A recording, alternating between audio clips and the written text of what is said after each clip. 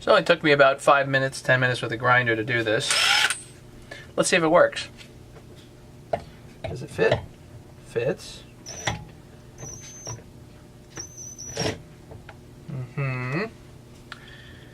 But I have to block the piston first.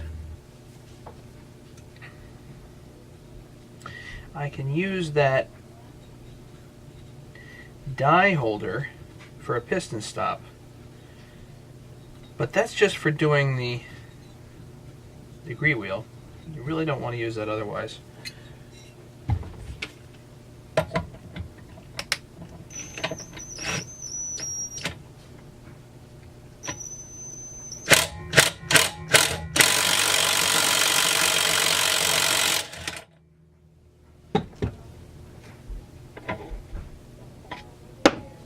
Seems to work fine.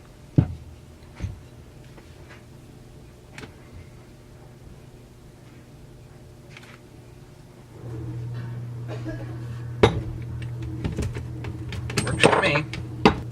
So now that's out, I'm going to remove the oiler pinion gear here.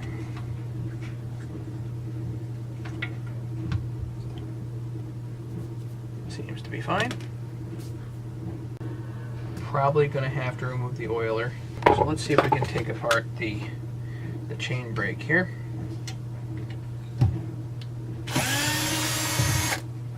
One screw on the metal cover, which actually seems to be a little bit of a ding there. I'll reuse it, probably not that big of a deal. Still has some life left in it.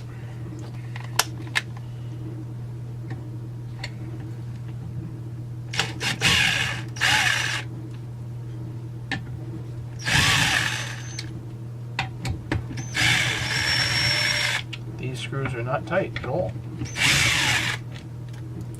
At all. Now the chain brake, of course, is liable to go boing at any time, so always be careful about that.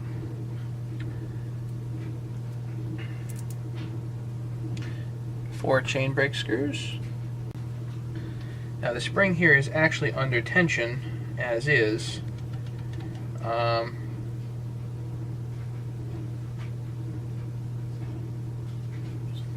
way to get it not under tension is to pop it like that. So now it's under less tension.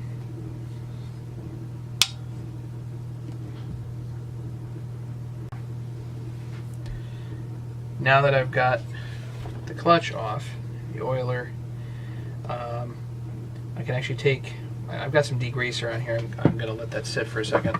I'm actually going to take the piston and cylinder off. Should be okay now. I'm actually going to remove this piece.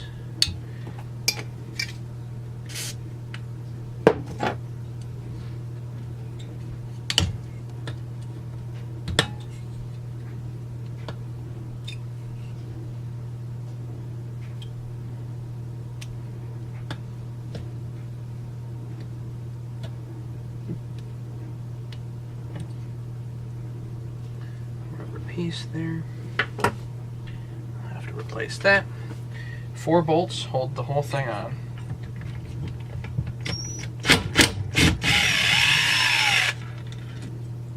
One.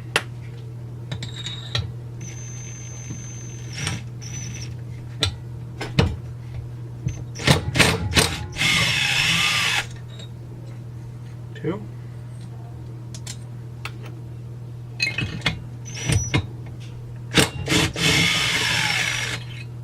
3,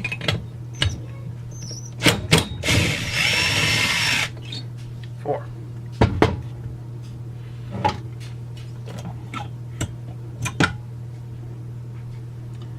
There we have that. It looks nice and clean inside, actually. It's basically a new saw for all intents and purposes. It's just been dropped, toyed with, monkeyed with, pretty clean inside, really, as far as I can see here.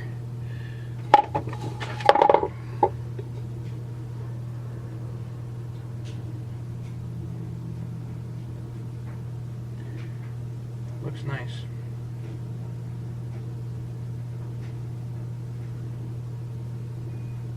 Looks really nice, actually.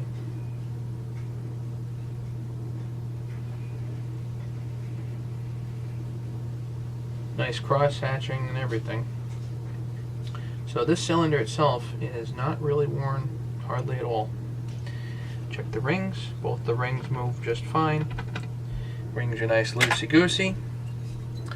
That's good.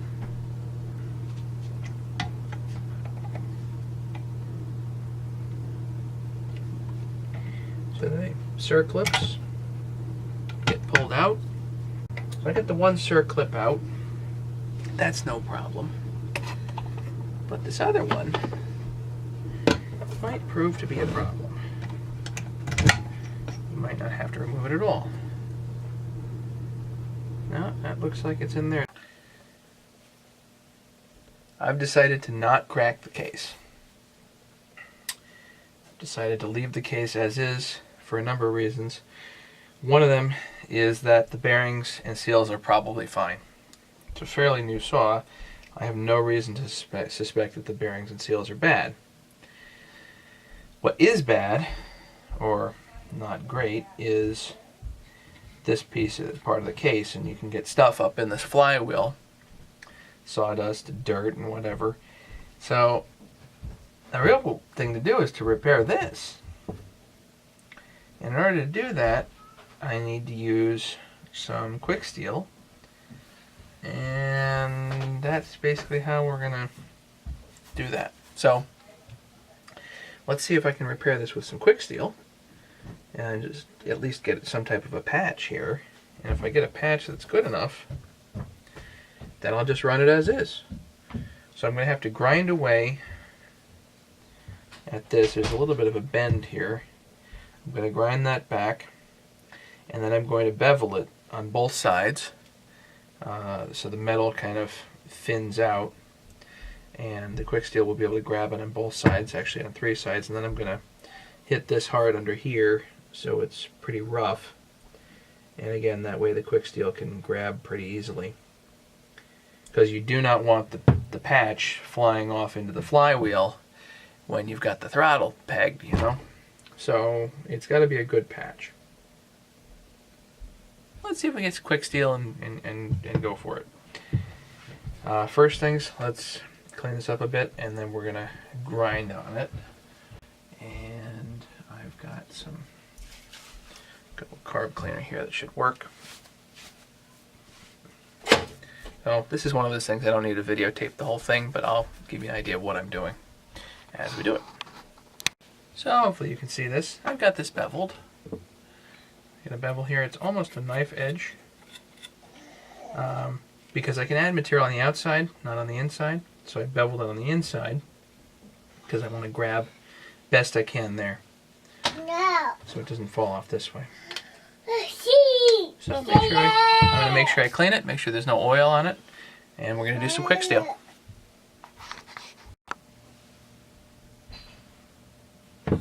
So I've made myself a form just out of paper, but it'll retain at least somewhat of a shape.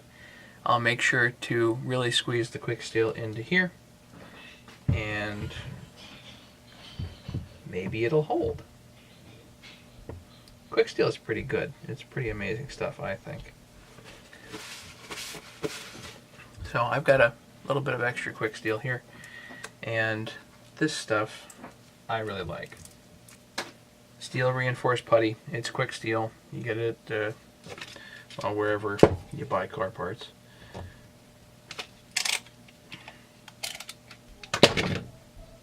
One thing about this is you have got you mix up enough. Number one. Number two, you have to mix it a lot.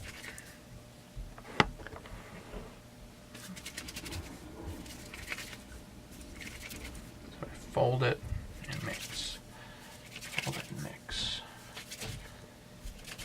If you don't mix it a lot, what happens is it will not harden properly.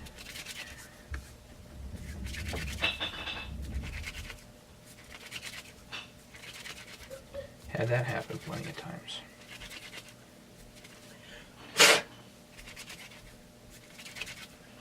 It sticks pretty good to almost anything. You can stick it to copper and make repairs in copper pipe.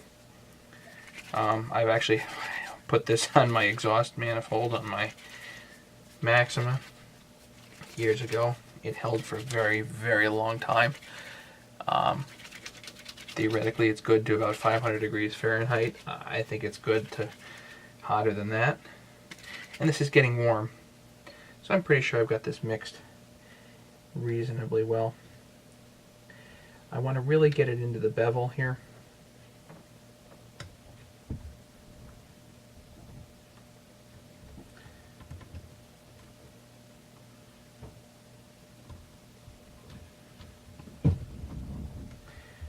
I'm going to want to work it into the spots that I know it's going to hold the best. So on the sides here, I've got a little bit of extra retention, I think. I don't want a super thick layer because I don't want the saw to be off balance because this is so thick, but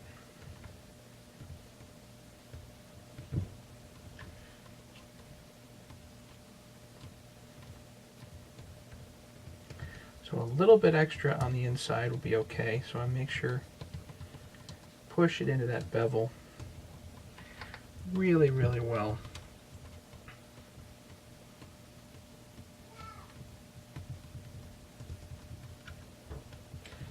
And now I'm just going to smooth it and shape it and shape it and smooth it. And this should set in about 5 minutes or so. It does not take that long.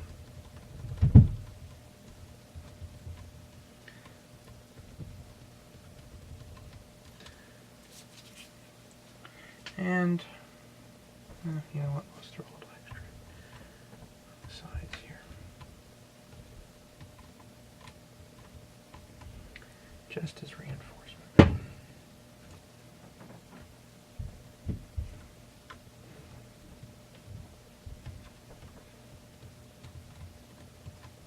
You can drill this, you can tap it like steel, at least that's the idea.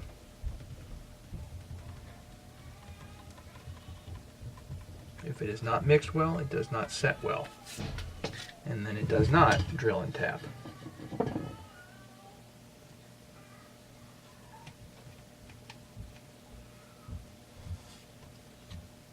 I've just got a knife here that I'm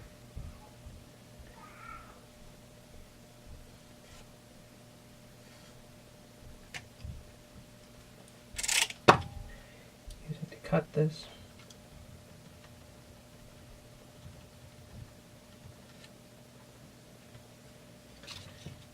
Don't want to overextend it because I believe the starter cover is going to sit right on this.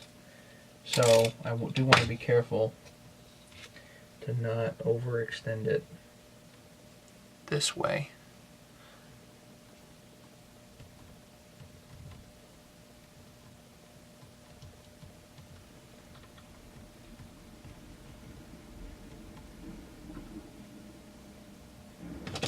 I'd say if and when I need to redo the bearings or something like that on this thing, then I will likely just change out the case half or maybe even the whole case. But right now, I'm going to leave this as is, I think. I think this is going to save me a lot of work.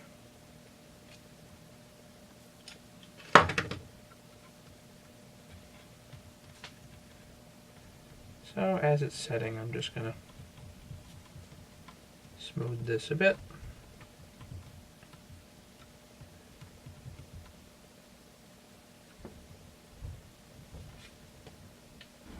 Got the clamps on here, just holding the piece of paper in just to make sure it retains at least some shape. Just a form. This actually happens to be probably from frozen chicken for Megan. But anyway, I believe this is waxed paper, so it's probably not going to stick too well to it. At least that's my guess. But that's going to be the patch. We'll let that sit for a little while longer. That's cured for a couple of hours. And just a piece of paper. Apparently the paper stuck to it better than I thought it would. So I'm going to clean this up just a little bit. And then I'm going to probably throw some paint on there. I don't know what the ramifications of this being kind of bulky in this dimension. Sorry, this dimension. It's bulky this way. It's not bulky height-wise here. Maybe hit it with a sander just a little bit, but as long as the starter cover sits flush, I think we're going to be okay. Let me get that paper off there. Clean it up a bit. So this patch pretty good. This patch isn't too thick. I think it'll do for the purposes that we got here. Clean it with a little bit of carb cleaner. I know I'm just going to hit it with a little bit of paint, and no particular reason on that. I'm not selling this saw. This is a saw that's going to be with me for a while, so no particular need, but I'll put a little paint on there just to make it look a little better. So once we get done with that, then it's a matter of putting the saw back together, hopefully with some new parts, and also I gotta do a little machining here. I'm going to do the same thing that I did to the 385, which is to take a thickness off the base here. The squish measured was about 33 thousandths, so I'm going to bring it down to 020, which means I need to take 13 thousandths off the top here very carefully. So this is where I am on the 372 project. I just machined this on the mill, and so it looks pretty good. The squish was 33 thousandths. I wanted an 020 squish, so I machined off, well, actually 12 thousandths because I wanted a little bit of fudge factor there, but machined off 12 thousandths, and that should allow me to put the piston on having roughly 020 to 021 squish. We'll see how that works. So now I've got to clean this really, really well, and so far I actually used some plumber's putty here. That seems to work right nicely, looks like. So I'm actually going to leave that there. So this is actually, I stuffed the crank with paper towels, and then I put a little plumber's putty here while I was machining just to keep the chips out, and I think that was a really good idea. So now I'm going to get the rest of this clean pretty good. Once it's clean, then we can actually get some timing numbers on the piston and cylinder and see where that ends us up. I put the cylinder head on with the piston. All I'm doing now is I'm checking squish, and I'm going to get timing numbers. So first things first, we're going to check squish.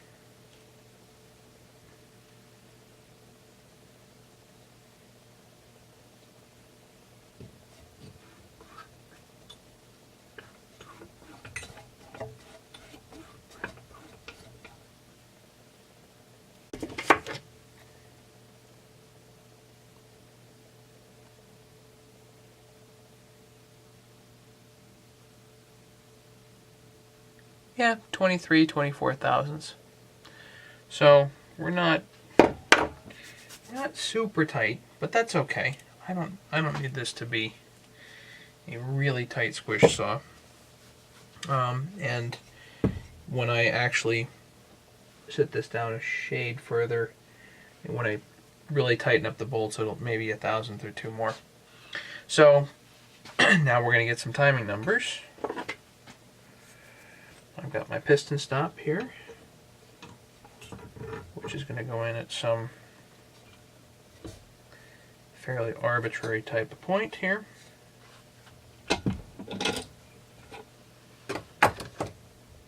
The piston stopped. I'm going to move the wheel.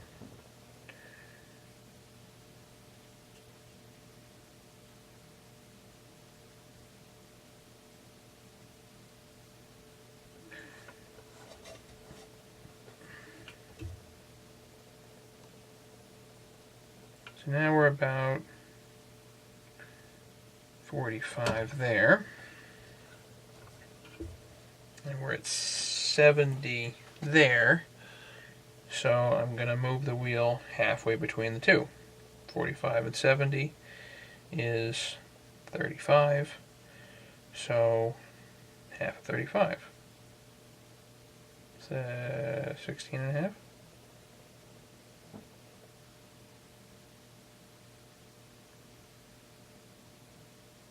Nope. 15, 16, 17 and a half. 10, 15,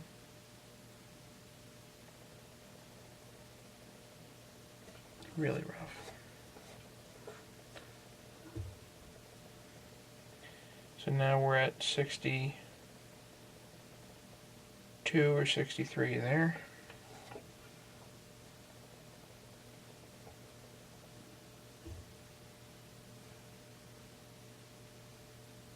That's 53.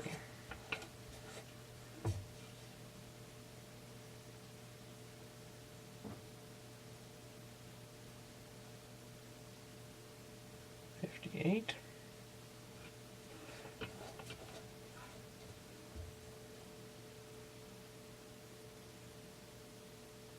$58. Now we're on the money. Tighten this up. Again, this wheel is really not intended to be super exact.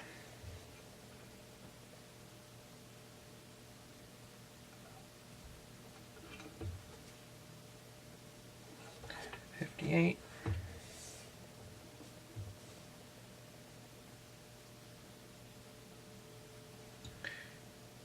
I'll call it darn close.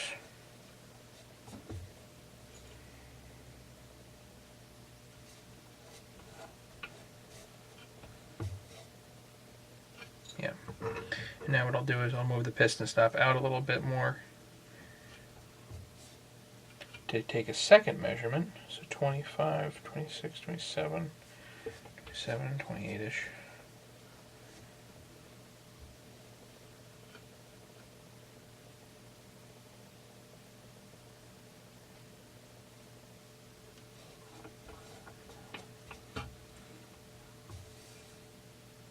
Yeah, now we're good.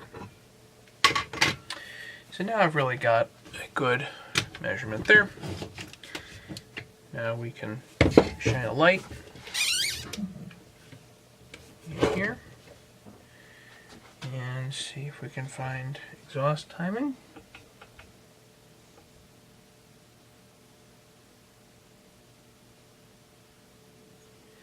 I just see light somewhere around 100, 101, 102, 103.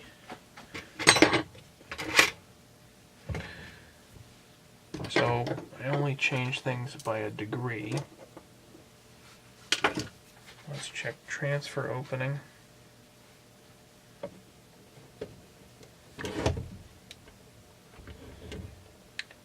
$100, $110,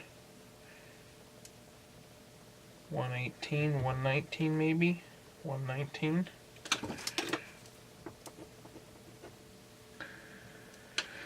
So we still have a pretty tight blowdown. In the intake, 73. So yeah, we did not change the numbers a whole lot here. You know what? Let's just do something simple. Here's what we're going to do. I'm not going to go crazy on this saw. It already runs. I don't know what the compression is going to be, but based on the fact that there have been issues with this saw, especially hooking rings, let's not do anything drastic. So if I don't even touch the transfers, how about I just bring the exhaust down 3 degrees and I increase the intake a little bit. So that way the blowdown's a little more normal, and so bring the exhaust to 100, bring the intake closer to 80, and I won't touch the transfers at all. I'm just going to leave them the way that they are. Widen the intake, widen the exhaust just a touch, and make sure they're appropriately sized. I think that's pretty much what we're going to do here.